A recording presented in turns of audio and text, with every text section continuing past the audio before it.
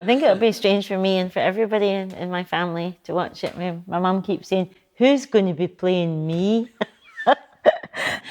It started off with me tracing my birth father, and that became such a strange and unusual experience. I already felt as if I was a character in a novel and that my life was a story that was happening to me, and there was no point in making up fiction about it because the truth was already quite stranger than fiction and quite fantastic enough. And so I became completely interested in that really essential question: what makes us who we are? Is it what we're handed down, or is it a mixture of myth and porridge? So I'm about 5.5 in that one. I like the hairdo. It's a big crazy hairdo.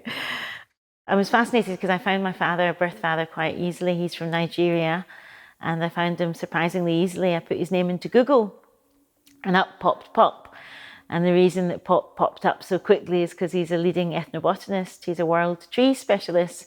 So that seemed really bizarre that there was I tracing my family tree and I should find this tree specialist father. And that was the first thing that made me think that if I put it in a novel, everyone would think it was far too far-fetched.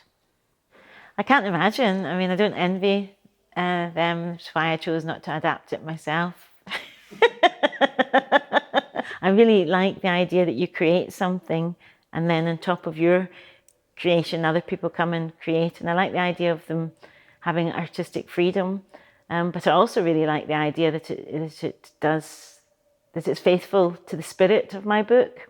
I think theatre can suddenly bring something into the moment, into the present moment. And theatre is a form that can deal so well with time and with juxtaposing times and to make everything a kind of a present. And I think that's theatre's great strength, that it can make audiences feel so affected by things that they feel like they're part of that journey, that it is actually something that's happening to them.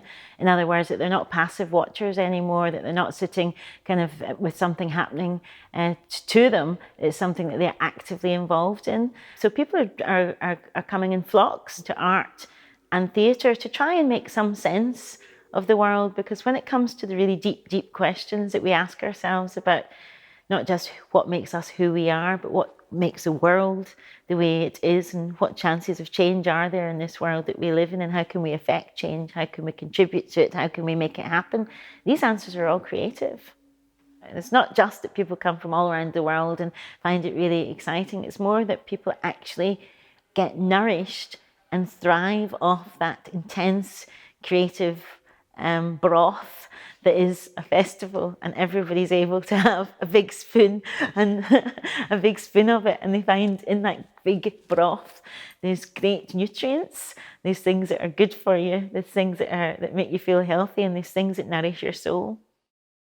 So there's all sorts of different ways that I think Red Dust Road could be interesting for people, and if it just made them feel not alone and made them feel bold and courageous in their life in one way or another, then that would be a fantastic outcome.